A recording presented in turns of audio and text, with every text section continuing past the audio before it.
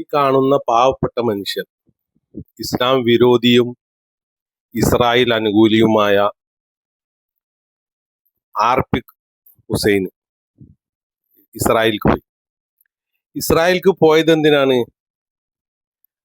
ഹിസ്ബുള്ളയും അവരുടെ തന്തയായ ഇറാനും കൂടിയിട്ട് ഇസ്രായേലിന്റെ അമ്മാനെ അടിച്ചു കീറിയപ്പോ അവിടെയൊക്കെ വീങ്ങിയിട്ടുണ്ട്.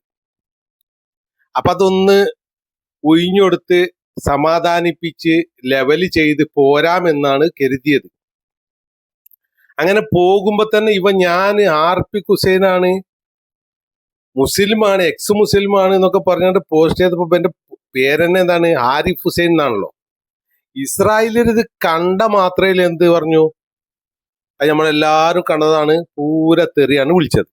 ശരി, ഏതായാലും ഇസ്രായേലിലെത്തിയിട്ട് ഇവൻ എന്ത് ചെയ്തു?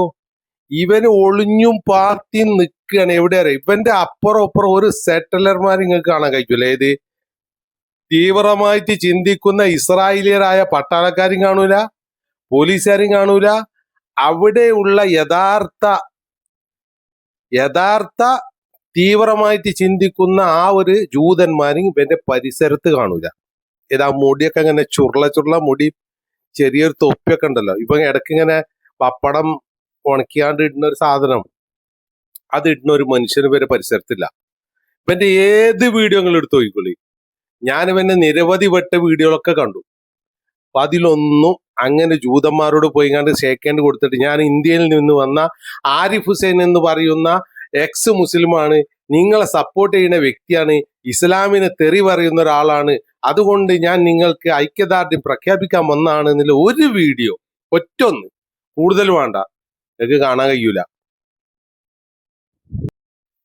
പിന്നെ എന്തെങ്കിലും കാണാൻ കഴിയുള്ളൂ? ഇവൻ നിൽക്കണ പരിസരത്ത് അപ്പുറം ഇപ്പുറം ഒന്നും ആളില്ലാത്ത സ്ഥലത്ത് വളരെ പതുക്കെ സൗമ്യമായ രീതിയിൽ ഇവൻ കളിയാക്കാൻ നോക്കുകയാണ്. ആകാശത്ത് നോക്കിയാണ്ടേ മിസൈൽ ഇടുന്ന വേറെ ഭാഗത്ത് യുദ്ധം നിന്നിക്കണെന്നുള്ള കാര്യം കൂടി ഇവൻ മനസ്സിലാക്കില്ല. ലോകത്തുള്ള എല്ലാവർക്കും മനസ്സിലായിട്ടുണ്ട് യുദ്ധം തൽക്കാലം നിർത്തിക്കണ്. പിന്നെ എല്ലാ സ്ഥലത്തും എല്ലാം മിസൈല് വരല്. അപ്പൊ ആ മിസൈല് വരുന്ന ഭാഗത്ത് പോയിട്ട് ഇവൻകിட்ட പോകാനും കഴിയൂല. ഇവന് പൊതുവെ അതിന്റെ ഉള്ളിൽ കടക്കാൻ കഴിയൂല. രണ്ട്, ഇവൻ നിൽക്കുന്ന ഓരോ ഭാഗങ്ങൾ നോക്കുന്നുണ്ടോ, എവിടെ നിങ്ങൾക്ക് ഇവനും അവിടുത്തെ ചുമരുകളും അല്ലാത്ത കാണൂല. കാരണം ഒരു മൂലൊക്കെ കൊണ്ട് ഒതുക്കിയിട്ടാണ് ഇവന്റെ വീഡിയോസ് മുഴുവൻ. ഇതാദ്യം ഒന്ന് കാണുക. കുട്ടിച്ചോറാക്കിയൊരു ഹമാസും ഹിസ്ബുള്ളയും ഹൂത്തികളും പിന്നെ അവരുടെ തന്തയായ ഇറാനും ചേർന്ന് ബോംബിട്ട് കുട്ടിച്ചോറാക്കിയ ഒരു രാജ്യം ആണ് ഇസ്രായേൽ എന്നത് വിശ്വസിച്ച് ആ കാഴ്ചകെട്ട തുള്ളിച്ചാടാൻ വേണ്ടി ഭാരതത്തിൽ നിന്നും ഇസ്രായേലിലേക്ക് നടക്കുന്ന ഒരു ചാണക സംഖ്യയുടെ വീഡിയോ നാസ ചിത്രീകരിച്ചതാണ് നിങ്ങളിപ്പോൾ കാണുന്നത്. ഓനെ കണ്ട് കുണങ്ങിച്ചിരിക്കുന്ന എന്റെ ഗൈഡായ സുലൈമാനോട് ചോദിച്ചപ്പോഴാണ് ഈ കാര്യം എനിക്ക് അവൻ മനസ്സിലാക്കി തന്നത്. എന്താണ് ആ ചാണക സംഖ്യ ചോദിക്കുന്നത്? മിസൈൽ ഒന്നും കാണുന്നില്ലല്ലോ. ആ, വരുമായിരിക്കും അല്ലേ?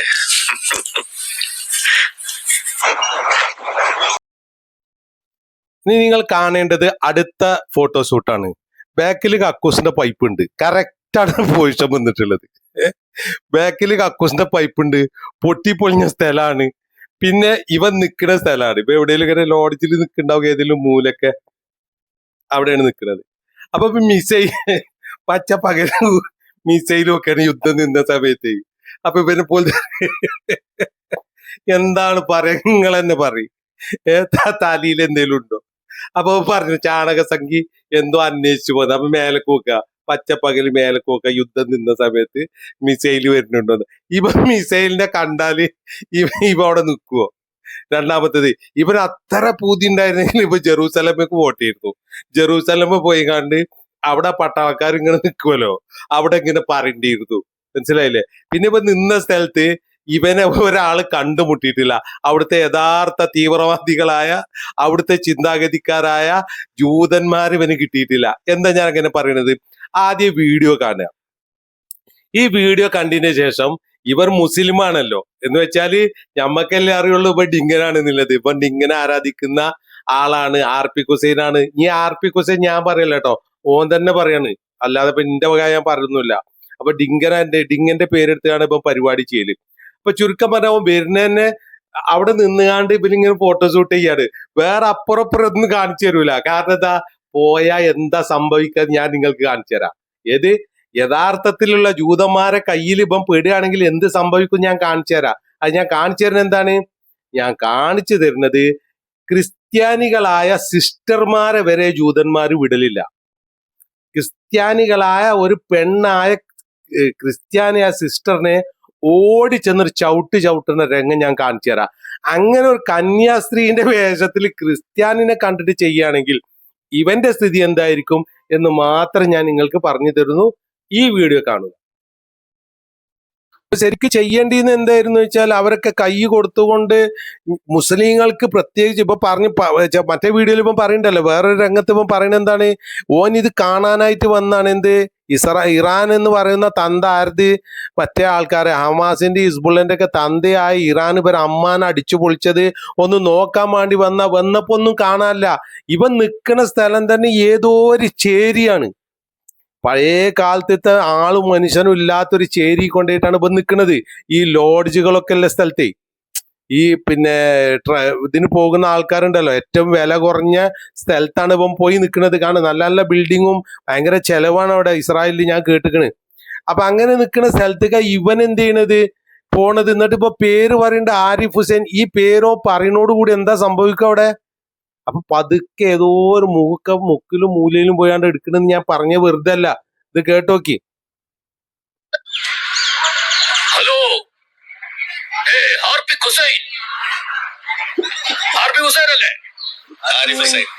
നാടല്ലേ ചുക്കായി, പേരൊക്കെ മാറ്റിക്കൂടെ? അതൊരു കാര്യം ചെയ്യും, മാനവ് മനോഹർ ഒറ്റപ്പലയുന്നോ മറ്റേ ജ്ഞാനസുന്ദരൻ എന്ന് വിളിച്ചോ, സുന്ദരനായ അറിവുള്ളവൻ. ഓക്കെ, ഉഷാർ ഉഷാർ.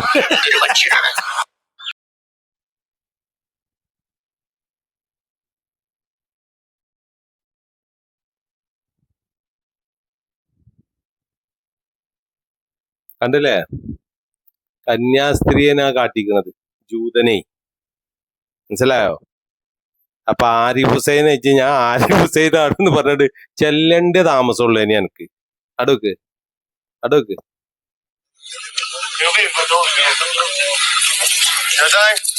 അത് ഒളിഞ്ഞെടുത്തൊരു വീഡിയോ ആണ്.